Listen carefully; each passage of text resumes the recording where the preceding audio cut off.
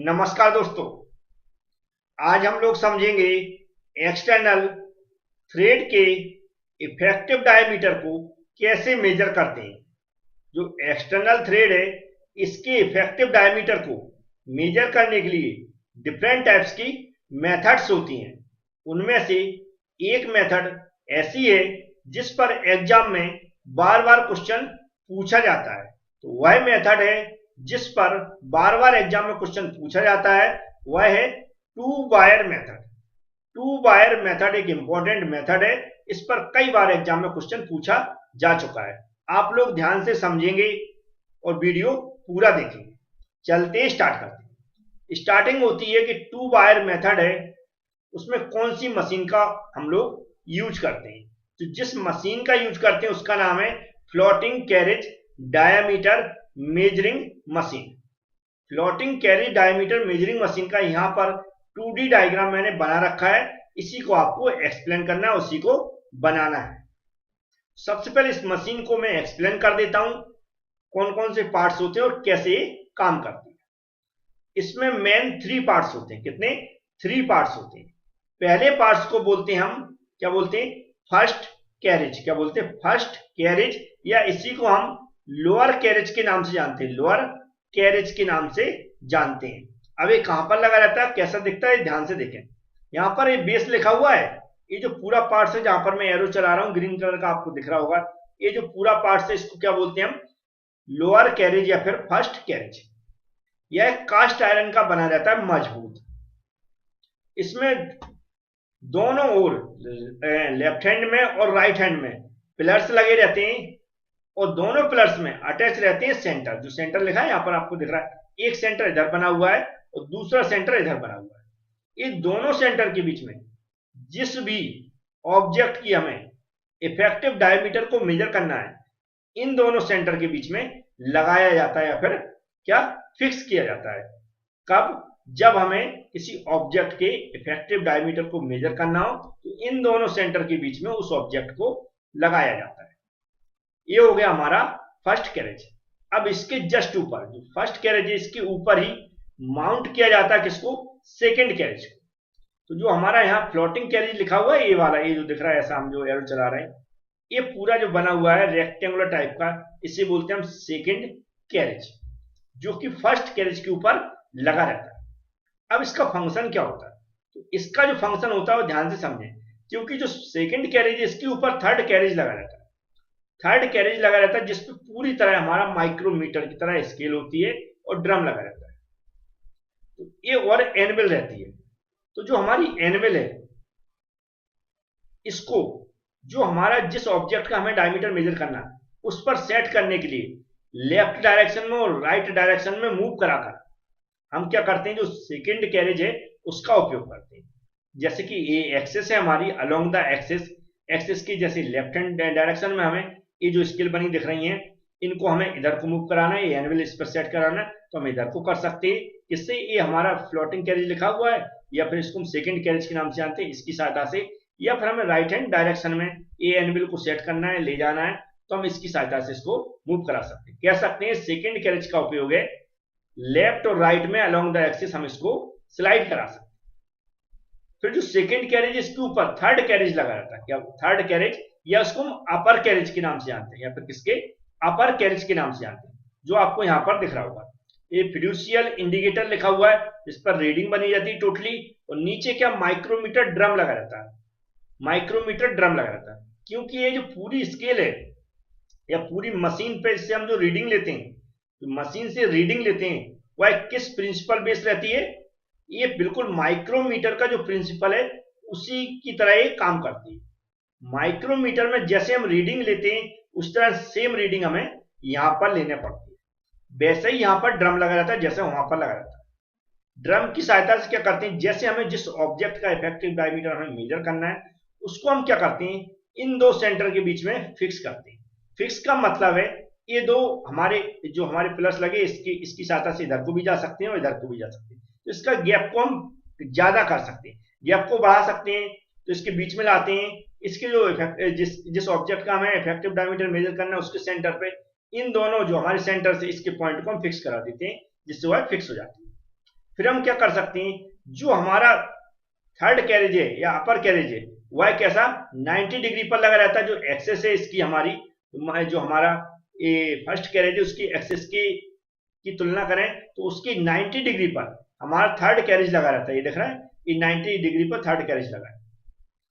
जो क्या कर सकता है यहाँ पर देखो, जो एनविल है इसको हम क्या कर सकते हैं, सेट कर सकते हैं किस पर, इस पर लेफ्ट हैंड और राइट हैंड डायरेक्शन में हम जो यहाँ सेकंड कैरेज इससे हम मूव करा लेंगे। फिर जहां पर सेट करना है वहां पर हम क्या कर सकते हैं, ये जो ड्रम वगैरह लगा रहता है इस ड्रम को मूव करा के, जो ड्रम लगा उससे ऐसे मूव करा के हम कर सकते हैं, इसको ऊपर ले जा सकते हैं, इसको नीचे ला सकते हैं। जब ये ऊपर नीचे जाएगा तो धीमे धीमे क्या होगा, इसके ऊपर टच हो जाएगा। जैसे ही टच हो जाएगा फिर हम क्या करते हैं, जितनी रीडिंग होगी उस रीडिंग को पढ़ते हैं कहां पर, ड्रम की सहायता से, कि ड्रम को फिक्स कर दिया कहां पर रुका हुआ, उसकी मैचिंग देखते हैं हम कौन सी लाइन से मिल रही है और बिल्कुल माइक्रोमीटर की तरह हम रीडिंग बता देते हैं कि इतनी आई है। अब इसका एक बेस डायग्राम है कि बिल्कुल, ये तो हो गई मशीन की बात की कैसे मशीन से काम करते हैं, लेकिन इसका एक बेस डायग्राम है जिससे हम पूरी तरह समझेंगे कि टू वायर मेथड कैसे काम करती है। और एग्जाम में आपको वो मतलब ये वाली जो मशीनें बनाए ना बनाए, लेकिन जो सेकंड डायग्राम है उसको तो आपको 100% बनाकर ही आना है। और जो मैं यहाँ पर समझा रहा हूँ ये पूरी आप मेथड लिख कर आए, ये डायग्राम नहीं बनाए तो भी चलेगा, लेकिन सेकंड डायग्राम जो अभी मैं समझाने वाला हूँ उसको तो बनाना ही है। तो ये जो डायग्राम है इसको आपको एग्जाम में 100% बनाना है यदि ये मेथड पूछिया।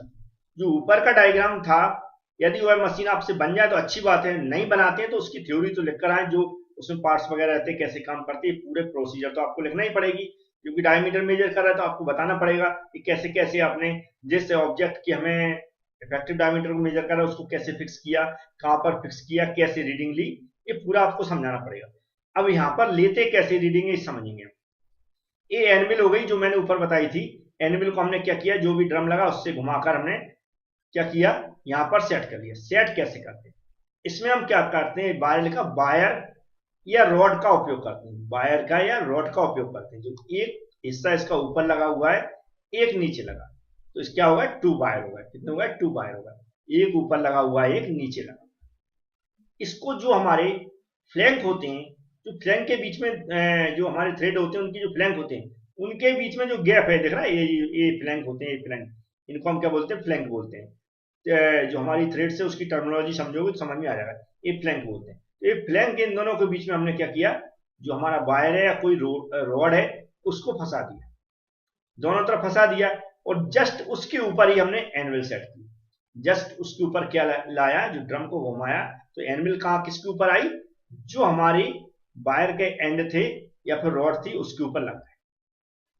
अब जैसे टच हो जाते तो हम कुछ रीडिंग लेना स्टार्ट करते। यहां पर रीडिंग आपको दिख रही होगी, जो वायर है उसका क्रॉस सेक्शनल एरिया सर्कुलर होता है, सभी लोग जानते हैं, तो उसका कुछ ना कुछ डायमीटर होगा, तो उस डायमीटर को हमें मेजर कर लेना, क्या है, डी के रूप में उस डायमीटर को मेजर कर लेना। अब यहां पर देख रहा होगा जो फ्लैंक का जो हम रूट दिख रहा है, रूट जहां से टच कर रही है नीचे वाला हिस्सा जो वायर है, और इधर से देखेंगे जहां पर हमारी दूसरा वायर सेट है उसके नीचे वाला हिस्सा, दोनों के बीच का जो डायमीटर है, क्या है, दोनों के बीच का जो डायमीटर है उसको एक फॉर्मूले के रूप में निकालते हैं। फॉर्मूला क्या होता है, यहां लिखा टी, क्या लिखा, diameter under wires, diameter under wires, जिसको हम कैपिटल टी से क्या कर रहे हैं, डिनोटेट कर रहे हैं, इक्वल होता capital M minus two D, capital M minus two D, capital T equal capital M minus two D. अब यहाँ पर डी क्या हो गया, जो वायर का डायमीटर है, जो यहाँ पर हम देख सकते हैं, जो बता दिया मैंने यहाँ से, और जो एम क्या है, ये diameter over wires. Over wires का मतलब है जो ऊपर का हिस्सा वायर का है, और फिर ऊपर देखेंगे यहाँ पर ऊपर का हिस्सा वायर का, और इधर नीचे देखेंगे जो दूसरा वायर का मतलब सेट है उसके ऊपर का अपर हिस्सा, दोनों के बीच का जो डायमीटर है उसे हम क्या बोलेंगे, कैपिटल एम, जिसे हम किस नाम से जानते हैं, डायमीटर ओवर वायर्स। तो इस एम को हम मेजर कर लेंगे, ए स्मॉल डी को मेजर कर लेंगे, इन दोनों को मेजर करने के बाद कैपिटल टी निकाल पाएंगे, जिसे बोलते हैं डायमीटर अंडर वायर्स। एम की वैल्यू रख देंगे जो भी यहां से आएगी, और डी की वैल्यू रखेंगे जो यहां से वायर से आएगी, और टी निकाल देंगे, टी निकाल पाएंगे। अब टी निकालने के बाद इस टी का यूज कहां करेंगे, यहां पर जो ई लिखा है, E equal T plus P, E equal T plus P, E क्या है यहाँ पर, इफेक्टिव डायमीटर। ई क्या है, इफेक्टिव डायमीटर। जो ई की वैल्यू निकलेगी वही क्या होगा, इफेक्टिव डायमीटर। ई इक्वल होता है टी प्लस पी, क्या होता है, टी प्लस पी। टी कहां से आया हमारा, जो यहां से वैल्यू निकलेगी वहां से आया। पी कहां से निकालेंगे, तो पी का जो स्टैंडर्ड फॉर्मूला होता है वो यहाँ पर आपको दिख रहा होगा। जो स्टैंडर्ड फॉर्मूला होता है वह दिख रहा है आपको। इसको हम निकाल दें, जो पी यहाँ पर रखेंगे उसको कैसे निकालते हैं, यहाँ पर इस फॉर्मूले से निकालेंगे। ध्यान से समझें, इस पी को इस फॉर्मूले से निकालेंगे जिसका स्टैंडर्ड डिजाइन किया गया 0.866 पी। जो पी दिख रहा है ये क्या होती है, पिच की वैल्यू। क्या है, पिच। पिच का नाम सुना होगा थ्रेड में आपने, वह पिच होती है P. 0.866 P minus D. D क्या है यहाँ पर, जो वायर का ये डायमीटर होगा वही डायमीटर यहाँ पर रखना है। इस हिसाब से पिच की वैल्यू पता है और डी की वैल्यू पता है तो पी निकाल पाएंगे। जो यहाँ से पी की वैल्यू आएगी उसको हम यहाँ पर रख देंगे। इस तरह हमारा इफेक्टिव डायमीटर निकल आएगा। उम्मीद है इस प्रोसीजर जो मैंने समझाई वो आप समझा सकते हैं।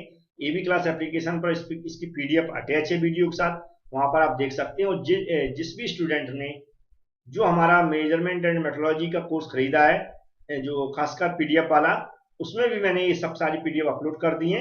और यहाँ पर आप जो इंपॉर्टेंट मेथड दी ये भी आप समझ गए होंगे, कैसे इसको एक्सप्लेन करना है, कैसे डायमीटर को मेजर करते हैं। Thank you friends.